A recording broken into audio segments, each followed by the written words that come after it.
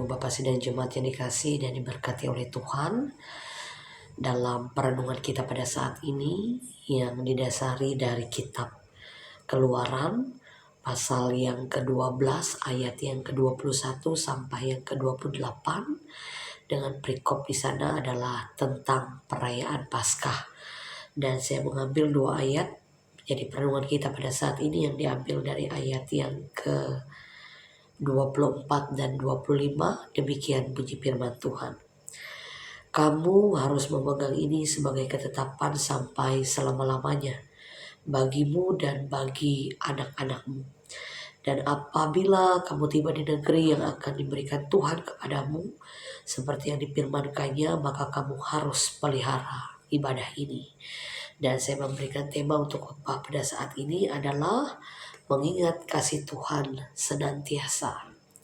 Nah, Ibu Bapak Sidang Jemaat yang dikasihi dan diberkati oleh Tuhan kita Yesus Kristus, biasanya orang merayakan hari ulang tahun dengan makan bersama dengan keluarga, sahabat, orang-orang terkasih, atau yang lainnya. Nah, perayaan itu dilakukan untuk mengingat peristiwa yang luar biasa yang pernah dialami dalam kehidupannya sebagai orang-orang percaya. Nah, dasar ini berkisah tentang perayaan Paskah yang dilakukan oleh orang Israel atas perintah Tuhan pada saat itu. Dan sebelum tulah ke-10 dijatuhkan atas Mesir, dalam hal ini Tuhan memerintahkan Israel untuk menyembelih anak domba dan memakannya bersama dengan roti tidak beragi.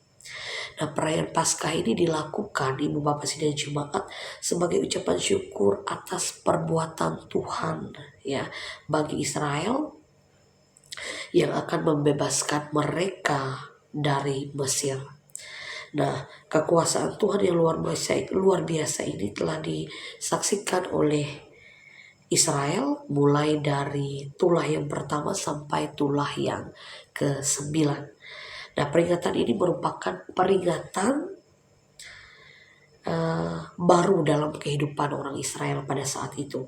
Namun dengan demikian peringatan ini harus dilakukan terus-menerus ya, agar nantinya keturunan Israel senantiasa mengingat kuasa Tuhan itu yang telah mengeluarkan nenek moyang mereka dari perbudakan Mesir itu tadi.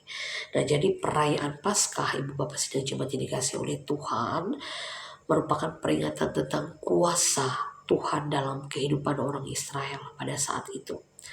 Nah, begitu juga Ibu Bapak Sidang Jemaat yang dikasihi oleh Tuhan, dalam kekristenan kita pun ada perayaan-perayaan hal keagamaan yang dilakukan untuk memperingati suatu peristiwa tentang sejarah kekristenan tersebut.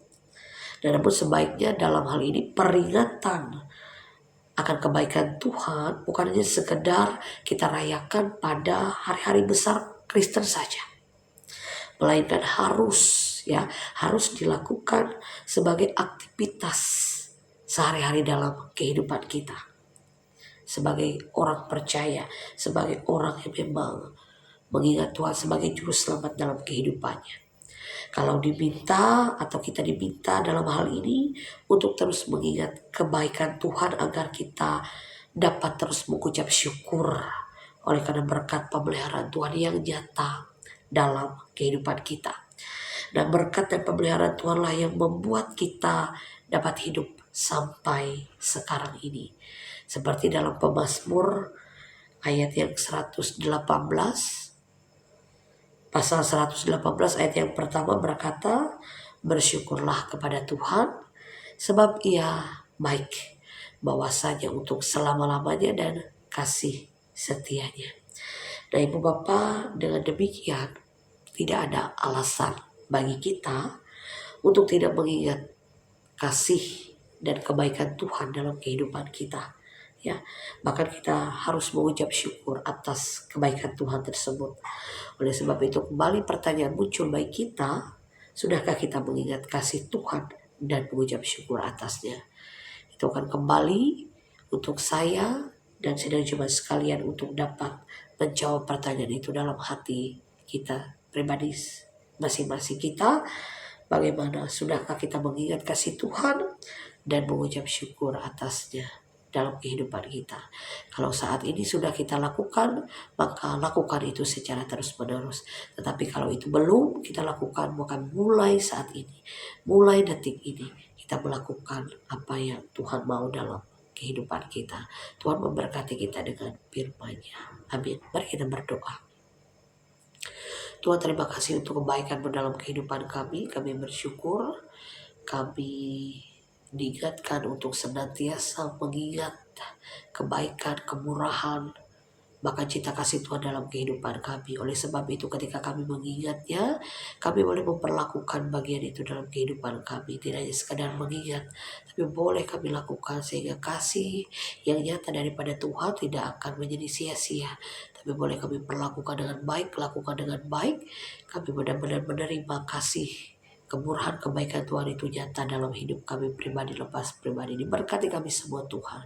Di dalam nama Yesus Kristus kami bersyukur. Haleluya. Amin.